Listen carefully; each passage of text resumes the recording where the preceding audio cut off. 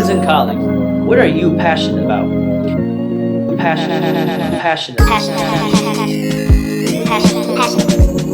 The Passion Show on CFRU 93.3 FM Guelph, Ontario. With Wizard. I'm a water wizard, Harry. With Hello world, you're listening to The Passion Show with Wizard on CFRU 93.3 FM. It's a do-it-together radio show all about passions and the people who have them. My name is Wizard. And my name is Hannah. Hannah. Woo! Lit. Lit. Yeah, that's right. That's lit. Hannah Boss. Can we say your last name? Is that okay? It's very easily findable online, so yes, you may. Dr. Boss in the studio. The second of the high school friends. The childhood friend. You know, you and me, we go way back, don't we? Yes. Decade and a half at least. Decade and a half? I'd say that's about right. 2000. I'm going to put it actually probably in 2011. Yeah. We met in 2011. That's 14 years. Which is insane. That is insane. We were just reminiscing about how we met. I don't actually know like how we met though. I think it was just the group that we ended up in, because I was kind of a weird kid. You were a weird little creature. And then I think and proximity, because we lived in the same neighborhood. Exactly. Rode the same bus. So I think just The bus. That's bus. right. I forgot about the bus. So I think we just ended up. Because you, me, and falling Evan together. was just like sat together on the bus. Yes. Oh my god, isn't that a trip? Yes, you were the stop after mine. Oh my gosh. That's surreal. That's probably how we met, and we would have shared a lot of classes because we were both little geniuses. Yep. And then I convinced you to buy a MacBook at the ripe young age of 14. Yes, I had always been jealous of people with MacBooks. And when I got into high school, I was like, by golly, I need to level up my learning and invest in a good computer. And then you being the Apple crazy person at the time. Yeah, it's not funny. I used to be a little corporate Apple weirdo. And you 100% supported this. And I remember you, me, our other friend Lori, and my mom drove us to the computer store in Port Elgin. And I... Wait, really? Yes, yeah. And... I'm trying to remember this. It's like that really, like, not sketchy, but like... The one in, like, the old mall? The weird, like, the school thing? No, it was like a standalone building. Where in the city? I can't remember. Oh my god, Port Elgin.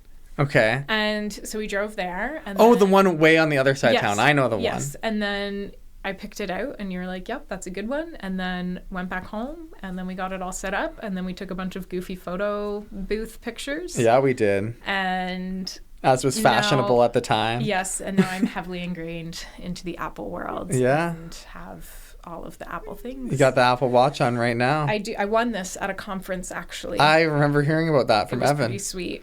Unexpected. That is so... Yeah, Evan told us. Or maybe you told us about that at the cottage. I don't know. Either way. Yeah, who cares? This is what the show is all about. Our dear listeners right here, they're like... All right, we're going to have to listen to these two old friends just air out old stories and just like putz around conversationally like, oh, yeah, we sure did maybe talk about that a year ago or not. Who knows? But what we really want to do is share fun anecdotes from our youth. That's the fun. That's or maybe, you know, who knows what we want to talk about. We've got a whole hour and you're passionate. The night is young. You're an interesting creature, Hannah. I try to be. You always have been an interesting creature.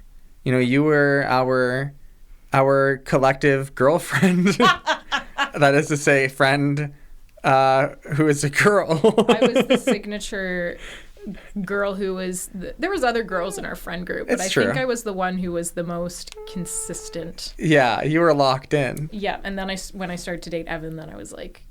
really locked in. Exactly. Yeah. Isn't that crazy? You and Evan have been dating for how long? Like 12 years? Yeah, around that. Sheesh. Crazy. You know, for a weaker friend group, that might have, damaged the integrity No, it made us but not stronger. us. It made us. It really did. We were all very pleased with that outcome. I distinctly remember we were like, yeah, that scans. They'll be good, I bet. No regrets. Bought a house with the man. Bought a house with the fella. No going back. You guys were like long distance for like 4 or 5 years. Oh, no, longer. Longer? Oh Yeah. my God. For all of my schooling, which was 7 years. 7 years, because you are Dr. Boss. Yes, I'm a veterinarian for the listeners. Wow. For context. And you went to school right here at U of G, Yes, the sir. home of CFRU 93.3 FM. I've been in this very building before. It's been a bit of a memory lane vibe, coming back and going through all the places, seeing all the kiddos going back to school, Buying their posters for their dorms. buying their posters for Gotta their get dorms. all the Pink Floyd album covers Absolutely. on the backs of the women. It's the law. Sitting at the pool, that iconic poster. It's the only one that's worth having. Exactly. You should just get like 5 or 6 of those. Wallpaper your dorm with it. That's a good idea. That's not a terrible idea. If you had that as your dorm, you would be absolutely drowning in friends. People would be For lining sure. up to hang out with They you. would know you were a good soul. Exactly. But yeah, it's memory lane back here. I think my first year in Guelph was your last year in Guelph. Yes, because I remember we went out for ice cream We once. went at the boathouse. Yep. Yeah, right when It I was moved awesome. here. It was Yep. fun.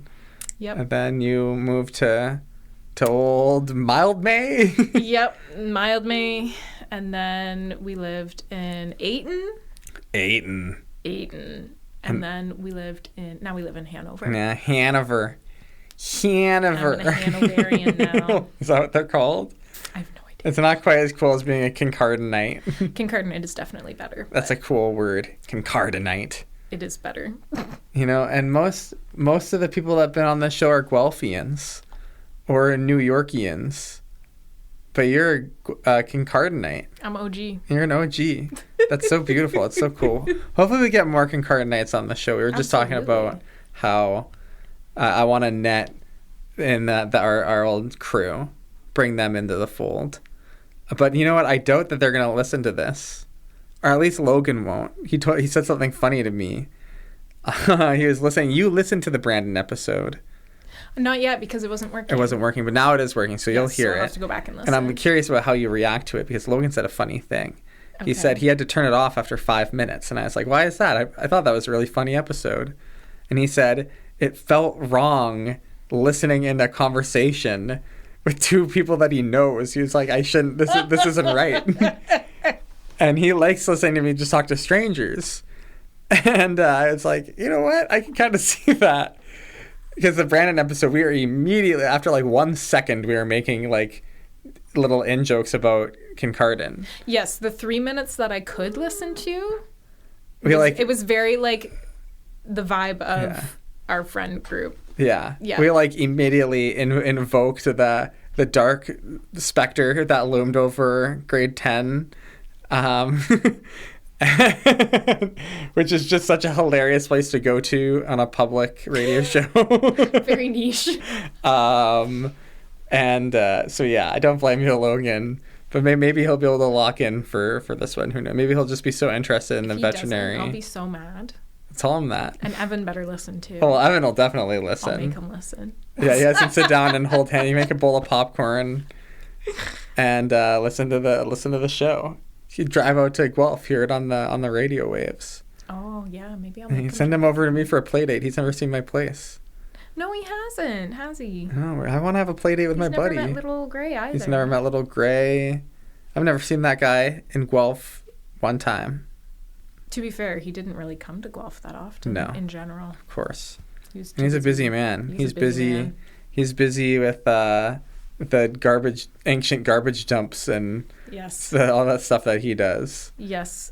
Context for our dear listeners: Evan, Hannah's BF, and my like mega OG childhood friend is a.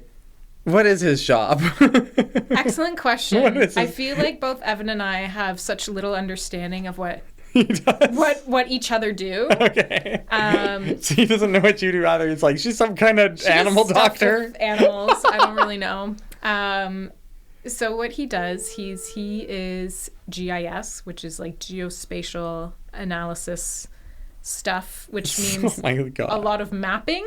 Uh-huh. And he does a lot of soil sampling, and he does a lot of drone flying. So cool. So he works for an environmental consulting company, so they do a lot of like landfill monitoring or just other government things. All I know is that every now and then he sends us a picture of a polar bear. Yes. And we all go, whoa, Yep. that's awesome. He just got back from his 3rd year going to Nunavut. Man, that's so sick. And they almost got snowed in, but they didn't. Like last year, he got totally snowed Year in, before, right? the first year he went, he got totally snowed in For a whole end week. of August. Oh my God. And then That's last so year they were sick. good. And then this year he texted me the day before they were going to leave and was like, it snowed. And I was like, Uh-oh. oh no. What if I love you? But they were able to leave and come Excellent. home, which was good. And then he's going to be gone next week again. Hey, really? Yeah. Sheesh. And then he comes home for another week, and then he's gone for another 2.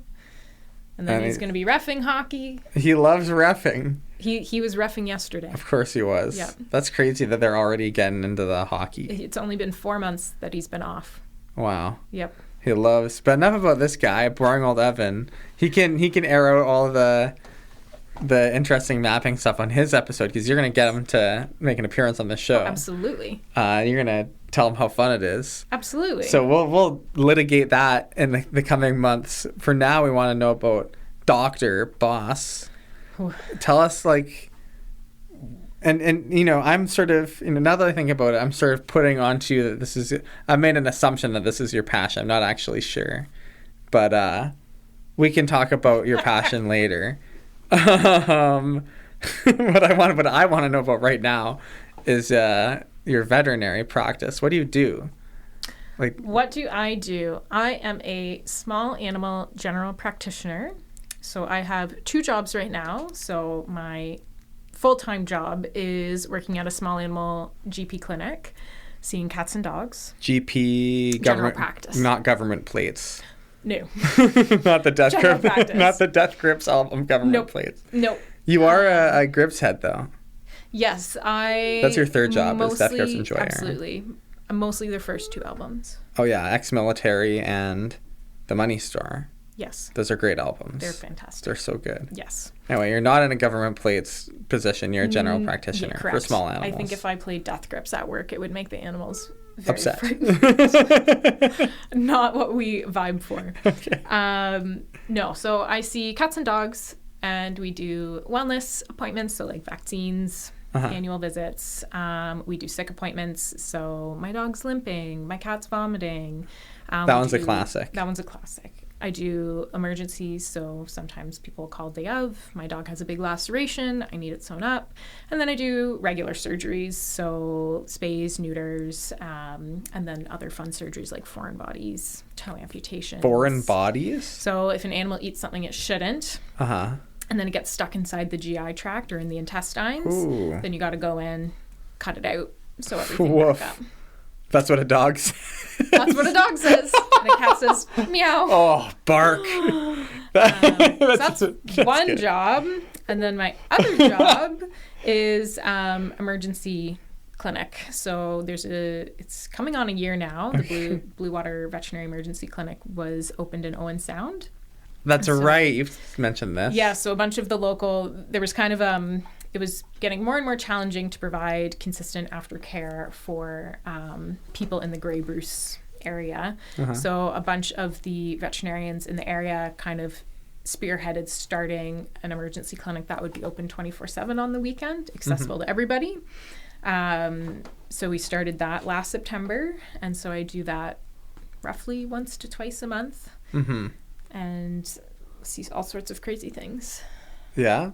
Yes. So, well, like what? Like what? Tell me. I feel like it's honestly more the people than the cases. Okay. Um, You had some creatures in there. I've had some pretty kind of crazy euthanasias. Oh. just the people can be really interesting because it's such an intimate moment that you're partaking in with these people. And oftentimes when they come into the Emerge clinic, it's not always expected that their pet has to go. Man, and that's just something that normal doctors probably deal with less. Yes. So normal doctors. I'm sorry, like GP, people doctors. Oh, people doctors. Yeah, people doctors. You're a real doctor. I like to think I'm a real doctor. I mean, you are. So yeah, there's been a lot of emotional regulating of people when they get the news, like, yeah, your pet is. But you have to do the bedside manner. Yeah, so it's dog bedside manner. Cat bedside manner. Cat bedside manner. Yeah, you're right. So yeah, I think that's usually the crazier cases I've seen have been on the GP side of things. But the crazier, not crazier people, but the more intense people management things have been on the emergency side. And it's the other tricky thing too about emergency medicine is that you don't have a rapport with those people versus, someone comes into our clinic, they've been a client at our clinic for 10 plus years, they've seen my face before. You know this person. I've seen their pet before, or I've heard of their pet before. So a lot of times they have more trust in you. They're more willing to kind of listen to you. You know the pet, you know the person, you know kind of what their expectations are. Not all the time, but a lot of the time. Versus when someone comes in, like, I have never met this person. I have no idea who they are. They have no idea who I am. So I find sometimes, too, that makes things a little more edgy at times as well. I'm so curious. I've been curious about this for a long time. Okay. Because I've had, as you know, I've had a few pets over the years. My parents are pet owners. And I've never got to be present for pet death. Okay. Well, other than one time when I was a little kid, probably like 10, I found my cat Skittles dead on the lawn. And he looked horrible because he had gotten into antifreeze. Someone had left out antifreeze. Isn't that heinous? And so he was all busted up. The kitty was 4 years old. Her name was Skittles. She was just a baby. And she was the one that liked me the best. My parents never had a pet again that like chose me as its like one. But Skittles was mine. She used to get on my bed and do. You were her person. I was her person. Oh, and you found her. And you were a kid. Yeah, I was a kid. Horrible. It was horrible, and I cried and Absolutely, cried. Yeah. Anyway, it's funny that I'm saying this.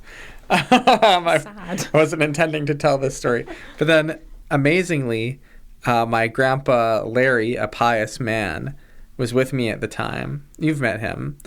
I think once. Briefly, forever ago, and we were in Saskatoon. I was at his house during all of this, and I was going to an engineering summer camp because I was a dork. And it was the Friday, it was the last day. And I was like beside myself. I was such an emotional kid, and I love that cat. So I was having basically a breakdown. And Larry did like an amazing job, very gently, sort of like, he gave like tough love, but it wasn't tough. Does that make sense? He was sort of just like, wizard. He didn't call me wizard. He was being your anchor. He was like, you need to go to this camp. You're going to feel bad if you don't go to this camp. Yeah, he was my anchor, and he was like, we are going to, like, I'm going to come home and deal with this. You're going to go to your camp, and you're going to go on.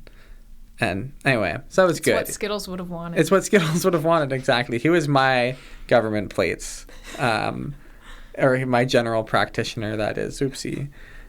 He gave great crate side manner. Eh? That is a good one. Side manner. Anyways, what I'm trying to say though is that I've never done the thing where you go to the vet and like hold little Rufus's paw while they put the shot in. But my mom and dad have done it like a million times. Yeah. So Hannah, can we role play that experience? Absolutely. Okay, so I've been thinking about when I knew I was going to get you on the show. This was my plan. This was your first question that you needed. I was like, I want to walk through a walkthrough. But you know what? Probably a lot of other people have the same question too, because not everybody has had to euthanize a pet before, and there can be a lot of anxiety around what that process looks like. Mm-hmm. And if we're going into the case of, Fluffy is 15, has terrible mobility, isn't eating, that kind of thing. So we know it's time to say goodbye to Fluffy. So oftentimes they come in, and there's variances depending on where you go. Everywhere's a little different. But the mainstay of it is most practitioners will sedate the pet first. And normally... Let's act it out. Okay? Is that okay? Can we do that? Before you tell me, this is great. Okay. But I want to... Do you want me to treat you you're gonna be like the client? I want you to treat me like the cat. No, I'm going to be the... Okay. I want you to put me down right now. I want you to treat me like Old Yeller. No. I'm gonna be the cat owner. You're gonna be Dr. Boss. I'm gonna bring you my cat. Okay. And you can come up with what's the problem with my cat. Maybe let's just say he's like lethargic or whatever. Or I'll explain to you the symptoms. End-stage kidney disease. Well, you can don't say we're not acting yet. Okay, are you ready to start? I'll do my best. Knock, knock, knock. Hello? Hi, I've got my cat. What's this funny name for my cat?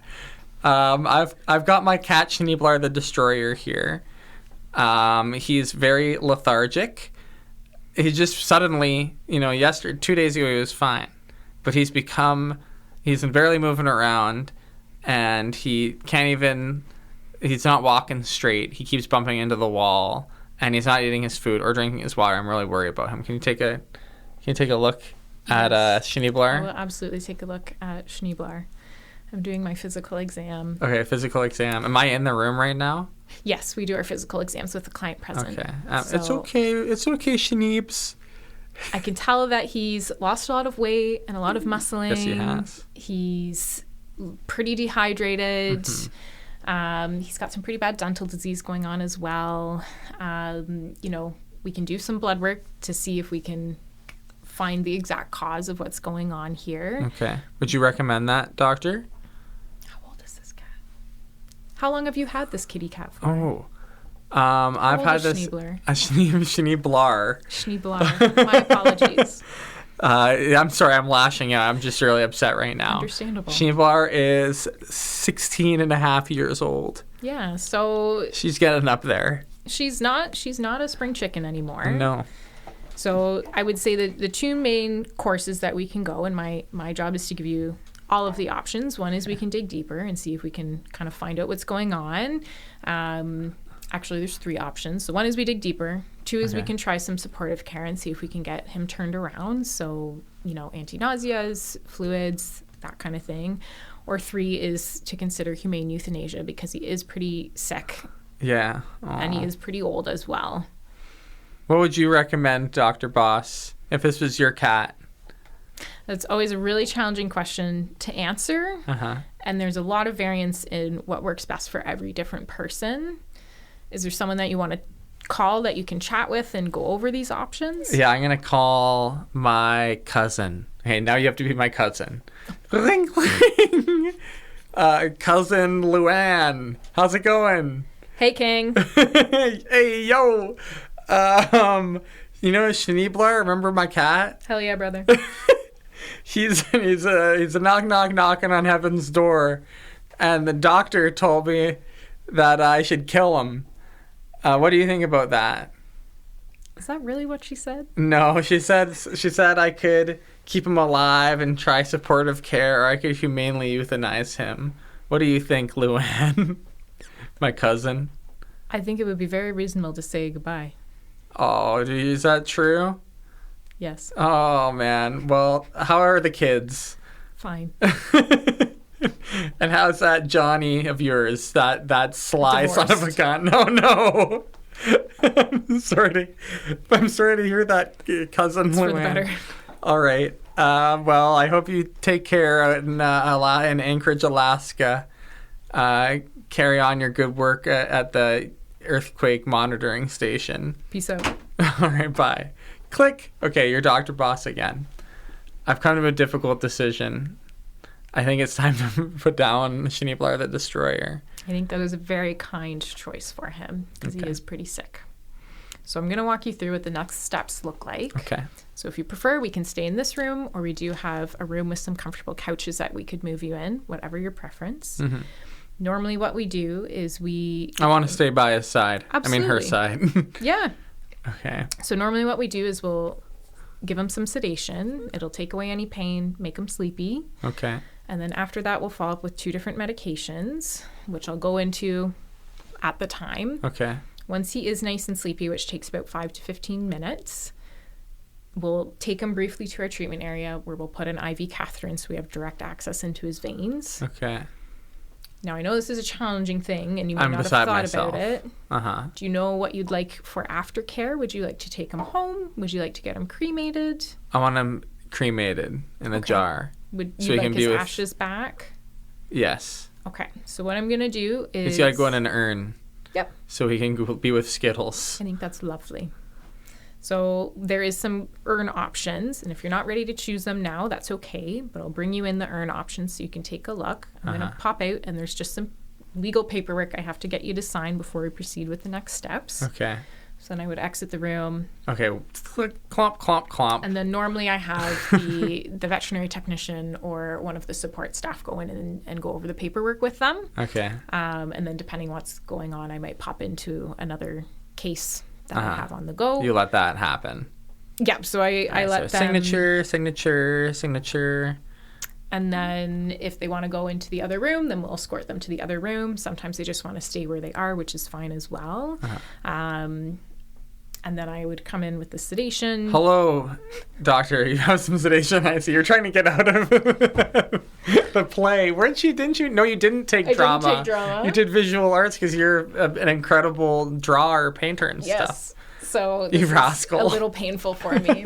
You're doing great. Okay. So I usually come in with someone else because... Hello, Dr. Boss, and someone else.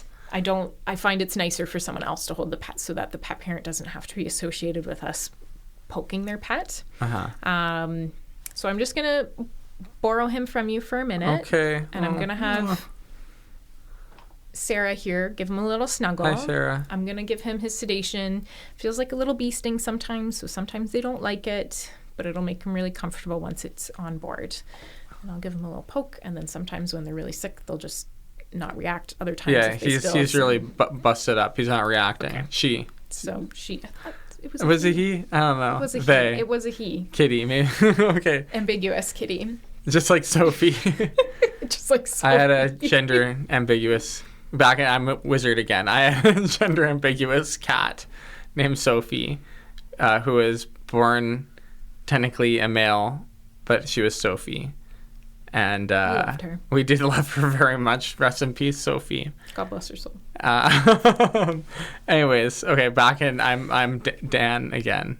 So here's your boy girl. Thank you for Kitty.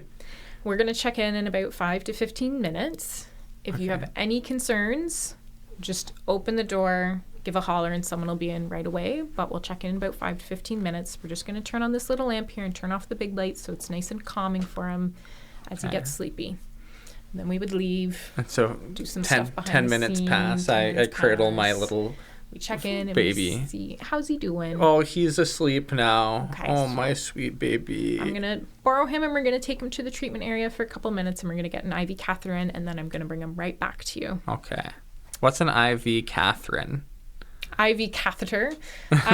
Who's she? Who is she? So she is a needle that we put into one of the veins so that you can have direct access to the blood supply to make sure that all of the drugs hit fast and smooth.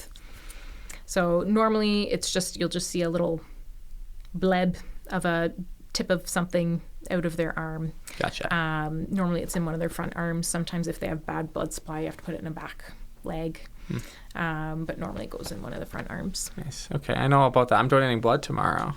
Okay, yeah. So I know all about IV. I know all about it. They- This is for the audience.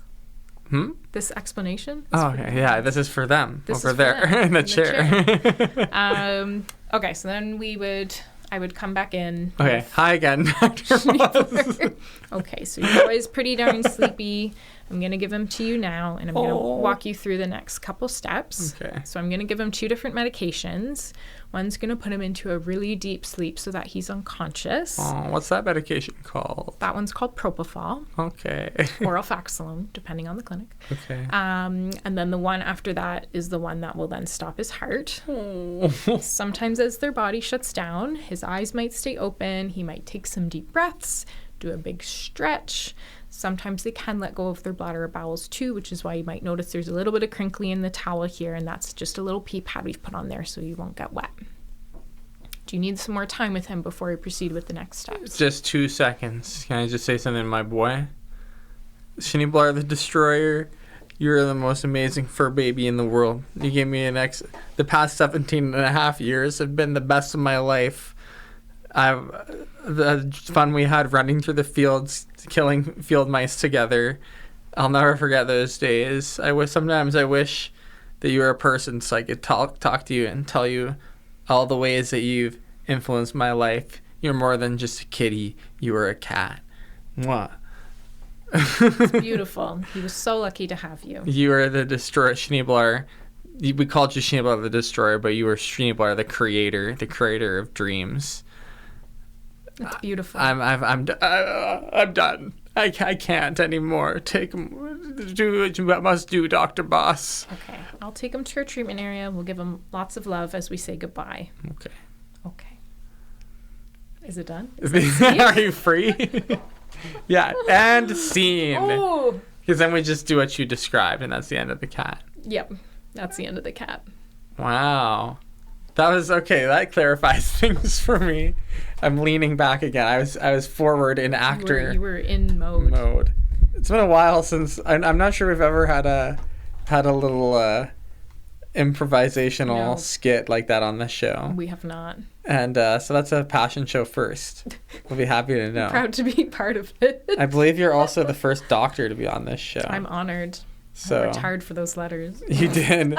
The 3 big crazy letters. DVM. DVM. What does that stand for? Doctor of Veterinary Medicine. Darn, I should have thought about it for 1 second before I asked. I could have got there. It's one of the more straightforward letter combinations. DVM. Dr. Hannah Boss. DVM. That's so crazy. Remember when you were a child and you were just like, I'm going to be a vet. And we were all like, yeah, okay. Yes, it was a long ass road. A long ass road? It was a very long road. It was. It's but crazy. I did it. And I'm glad the school part's over because holy smokers, vet school it's just hell. It's bad. It's not fun? No. What was the reason for that? Why was it particularly bad? Just the amount of learning. Uh-huh. Like you're in class from 8 hours a day. Wow. So it's 8 like a in the full-time morning job. till 5 in the afternoon. Mm-hmm. An hour for lunch. And then it doesn't stop. Like then you got to go home and you got to study because you have a test every week. Uh-huh. Oh my God. And midterms every other week it feels like. And it's a lot because you're learning about all the species too. Like you're not just learning about cats and dogs. You're learning about rabbits, cats, dogs, horses, sheep, cows. So you learn all pigs, of them. All the animals, all the different animals. creatures that there are. And as soon as I wrote my licensing exam, I forgot all the animals but cats and dogs. Because that's all you really... That's all I wanted. Yeah, I think that's fair. And you could just, if you ever had like a change of heart or whatever, you could just relearn horses or whatever. Could try. It would be hard. I'm sure it would be. For me, as someone who has like no large animal background. Interesting. You're a small animal head. Small animal through and through. Especially cats. Cats are my thing. It's that area of interest. Yes. Everybody that I work with, all the vets, because we're in a multi-vet practice, a lot of them have something that they're passionate about. Like one of our vets is passionate about horses, especially horse dental care. One of the vets is really passionate about dog and cat dentistry. And then I'm passionate about cats. And it's great because... That makes this naming this episode easy. Perfect. I'm passionate about cats. With Hannah. No, I'll think of a funnier name than that. But they're just such fun creatures. And they kind of get... I feel like they're... one that people sleep on. Like or beside, or cats even sleep on them sometimes. Yes, it's true. They're everywhere. They are everywhere. But a lot of I'm the only a lot of the vets that I work with enjoy cats, but I'm the only one who loves cats. Like at rounds in the morning, it's tradition for me to count how many cats that I see in the day. And if there's a really cute cat, whoever's in that appointment will pop back and be like, Hannah, you need to go see this cat. They're really cute. That's so good. I even had this one of my coworkers, she hates this feel of Sphinx cats, the naked cats. And she was I kind of hate those too. But I'm sure I could find out in my heart to love them. I think they're just so cute and I love them so much. Yeah. I think I've just been conditioned into hating them. Don't hate them. They're cute. No, well, I think this conversation is making me question my previous hates. I think I can overcome that. I don't think I should hate any one of the beautiful creatures on this earth. Especially if you've not really met one. I've met a few. Okay. Both of the ones I've met have been named Chaos. Is that interesting? I met one named Chaos as well. Well, there you go. Maybe it's a reference or something. Maybe. But my coworker who hates the feel of them came back carrying one, and she had this look of on her face, and she's like, I brought this back here because I knew you would love it. Aww. And I did, and I held it, and then I loved it, and then I gave it back to her, and she went, and then she brought it back to its owner. That's great. But she braved touching the human skin. Yeah, because they're little flesh cats. Just weird. So that I could touch it, because she knows how much I love them. But I like weird. I just need to remind myself, I like weird stuff. I pick up snakes at outdoor school. I'm totally into that. It's no different than a snake, except it's maybe not. They're greasier than a snake. They're greasier than a snake. Well, they don't have any fur to absorb their oils. So they actually have an obscene. Well, not all of them, but a lot of them have an obscene amount of grooming care, despite being hairless. That's so interesting. Because they have these oils that aren't absorbed in the fur, so you have to bathe them frequently, and moisturize their skin. That's crazy. Yeah, seems like they're built for being outdoors in that capacity. They'd want to just run through creeks and stuff. No, they get cold. They have to wear clothes. I guess that's true. What are they built for then? Companionship. What is any cat built for? Yeah, that's a good point. What is anything built for? I mean, dogs are fun in that the fact that they have missions. Dogs have jobs. Yeah. Every dog breed is built with a job, whether it's companionship, herding, guarding, livestock protection, whatever. But every dog has an innate built-in job. And one of the things I love about cats is that they don't have a job. Yeah. Yes, they'll do hunting and stuff, but not even. They're their job is just to be a cat. To work. A dog lives to work, no matter their job. A cat doesn't. And I love them for that. They just are unapologetic for who they are. Exactly. I do love that my cat does not really seek my affection. I seek my cat's affection. And it is such an honor when your cat chooses you, and it's true. I want your attention, and you're like, oh, versus a dog wants your attention. You're like, okay. Yeah, all right, whatever, dog. Here, I'll look at you. And then you look at the dog and they're like, oh my God. Yes. I got looked at. Yes, exactly. Because my cat's all right, you exist. You, the person who feeds me and keeps me alive and takes out my poop every 2 days. Wow, that's epic. I'm going to go lick my butt. They just live. It's awesome. And I think however, I'm sort of, I was telling you, you met my cat. I have a cat named Little Gray. He's very cute. He is. I appreciate that. I've had him for 1.5 years. And he's getting to the point where I think he actually likes me. But he still is nicer to just random people who visit my apartment more than he is nice to just me when him and I are alone. But there's novelty. That is true. Right? I'm cats nicer. Love novelty. Yeah. Not love it, but they can be intrigued by it. Cats actually hate new things in general, but yeah, it's probably because it's like toys. When you leave toys out all the time, the novelty wears off, so then they ignore them. They like the special toys. When you bring out the feather on the string, they're exactly. Hey, yo. That's fun. I haven't played with this one in a while. But if they had that all the time, they'd get. Exactly. I see. So it's like that with, that makes me feel a little better. And I'm confident that one day he'll be the super lovey, meow, meow, meow, sleep on my forehead. After you spend kitty. a decade with him? Yeah, exactly. He'll start to notice that I'm But that's the thing. his guy. They live so long that you get to know them. Mm-hmm. So, and dogs live a long time too. The dogs are all right. Depending on the breed. But cats, you just get this very intimate knowledge of like what they do and don't like, and they learn things about you. Uh-huh. And that's just so special. Like you've met my cats. They're 17 and 15 Yeah, I now. have. I've known them almost their whole lives. You have. And they just know me and my habits so well, and I know them and what they like. And it's just such a cool thing to live with this creature and just know so much about them that nobody else could know. Uh-huh. And that's an important thing too when like owners come in and they come in with their concern or whatever. And then a lot of times I'll defer it back to them when they have questions about, what do I do next? And I say, you know your pet best. I don't know them. So you need to tell me. That's so interesting. Man, being a vet, what a life you lead. Serving the little animals. It has its good days and it has its bad days. Tell me about the bad days. What's like the... Tell you about the bad days? Yeah, why not? I want to know. Oh, God. What makes a bad day? Because I've heard anecdotally that being a vet is really hard.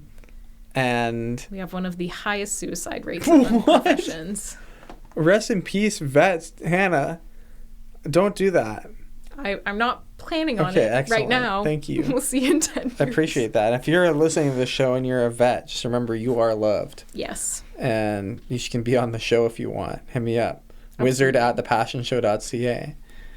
But yeah, it is a challenging profession. You get, you go to school for a similar amount of time as a human MD, but you get a fraction of the pay.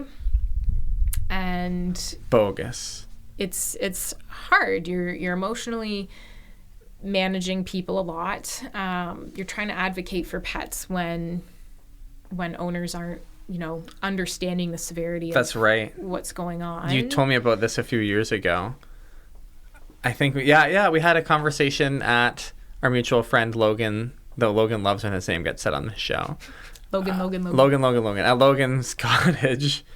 And you were telling me that it's frustrating when the humans in the equation just don't understand the reality, or when they're like bad pet owners, and you kind of just have to like deal with that, because in the end of the day they're gonna walk out of there with the pet. Yep. And the pet, it's like if it's like a human doctor, but sometimes when a human doctor deals with adults. But and I feel like like every pet is subservient to a person. Exactly. Like if you're a human, and I'm happy to be corrected by someone who is a human doctor, but I feel like it's one of those things where it's like, okay, like you should be on these meds and you should do this, but you're not, and that's just hurting you. Versus when someone comes in with their pet, it's hurting this third party. Yeah. Oh Like, man, that's a good way of putting that. The pets, like you said, it's subjective to whatever that human wants to do with it. And it can have a totally different life if it's with one person versus another person. And we want to work with, and yes, veterinary medicine is expensive. We understand that, but healthcare is expensive, but we just don't see that because our healthcare is primarily covered. And it's challenging, but we want to work with people to try and find a solution and work within their budget to get the pet the care they need. But sometimes people just don't understand, like their pet's teeth are falling out. And you're like, you should really, have those teeth taken out rather than letting them fall out, because that's uncomfortable. If you've ever had diseased teeth, that don't sound fun. But a lot of people are just like, whatever, they're eating. Yeah, right? Like, oh, man. Okay. That's so freaky. Or morbidly obese pets. That's another epidemic we're dealing with. And it's an epidemic, eh? Wow. Okay. Yes, and people don't understand that fat pets have shorter lives. Yeah, that's always been something that kind of bugs me when people, like, make big chunky cats as like a super cutesy thing. It's not. It's sad. Yeah, like especially the mega big ones. So it's okay for a cat to have a little bit of chunk on it. But they can't do the things they like to do. They can't jump. Yeah, when they're like huge, it's like. Well, then I had to pet sit a cat when I was like 11. That was just the hugest beast you've ever seen. He could barely move. Yeah. And like, what kind of life is that? Exactly. My cat keeps it strapped. I love him. He's a beautiful lean boy. Yeah, my cat's summer bod. Yeah, my cat has such a rockin' fitness attitude. He's my fitness inspo. Man, maybe I should get him, like, if I leash train him, then I can take him on hikes. Absolutely. Wouldn't that be cool? It would be very cool. He would run around and... You could get a stroller for him. Oh my god, that's a good idea too. I got a stroller for my cat. So it has to be like... I mean, yeah, I guess it would just be like totally encapsulated, Yeah, it's like fully enclosed. That's a dope idea. I bet you my mom would buy that for me. Amazon. All right, duly noted. Man, that's so funny. Ugh. Yeah, I should take him on a little adventure. What's stopping you? You have free will. I do have free will because I'm a person and not a cat. Well, I mean, cats have free will. They're just subjected to their person's free will. To an extent, yes. Exactly. Because my cat does not have the free will to leave my apartment, that's for sure. No, he did not. He better like those walls because all he's... Because he's living in them. He's my indoor cat's going to live forever. That boy's not going to get run over. No siree. Nope. Only by me when he decides to be in front of my feet. Which he does because he's a cat. Are you running over your cat? Yeah, I run over my cat. Like, with your human feet. Exactly. Does your cats ever do that? Absolutely. Or he just like decides to park himself right where I'm walking and I'm like, our one cat, Tucker, is perpetually underfoot. Like, Evan and I are constantly tripping on him. Oh. And if we accidentally step on him and he makes this very certain yowl, Oliver will come out of wherever he is and like want to throw hands. Like he will attack you. Yes. Oh, that's beautiful. It's beautiful, but it's like hey man. Like if he wasn't under my feet, this wouldn't have happened. He did it to himself. That's so sweet. It's funny. I was actually gonna ask about that, about the relationship between those two cats and their friends, eh? They tolerate each other. Oh. They are not like distressed when one of them, like if I have to bring one of them to work, the other one's not bothered by it. So they tolerate each other. They're not significantly bonded though. Aww. So there's some cats who are bonded, and that sounds cute. When you separate them, they get distressed and upset. And then there's other cats who tolerate each other and they're collegial about it. And then there's other cats who hate each other. My friend of the show, Nava, past and future guest, has two cats in her apartment named Frankie and Mr. Worldwide. And they just call him Mr. Mr. It's very cute. And they two are always fighting and bickering and like doing the thing where they hold their paw and then just go like, pow, pow. I'm pretending to schmack right now. For the listeners, don't imagine it too hard or it'll crash your car. But imagine the little paw just like being held and then just pow right in the face. Yep. That's what Frankie does to poor innocent little Mr. Worldwide. So those are cats who are not bonded. No, they're not collegial. If one of them went missing, the other one would say, all right, goodbye, Mr. See ya. But no, that's why I've been told that it's a pretty good idea to have two cats instead of one. The strat is if you get two cats of a similar age, like both, if you get two kittens at the same time, then they're more likely to grow up getting along and liking each other.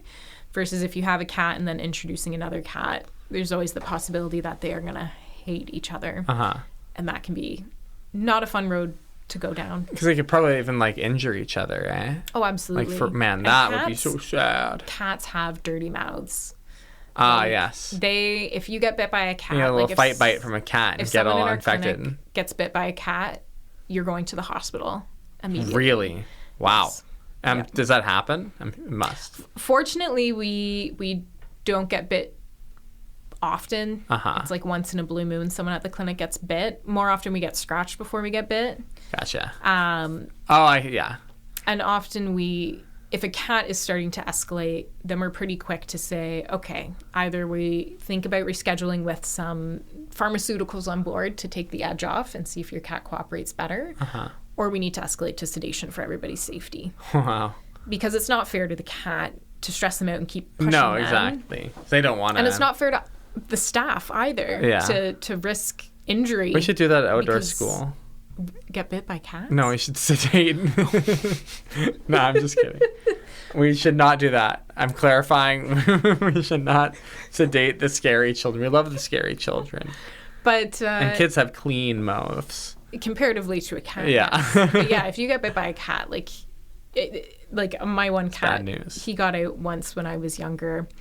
And he got in a fight with the other cat, and then I was stupid and grabbed him to try and pull him away, and he redirected his aggression at me, which is common in cats. And he bit me, and within hours, my finger, you know all the wrinkles on the top of your finger? I know of them. Yeah, they were gone. Completely gone. My finger was like a balloon. I had to go and get antibiotics. And wow, nasty. Yeah, and when cats bite other cats, you can get cat bite abscesses.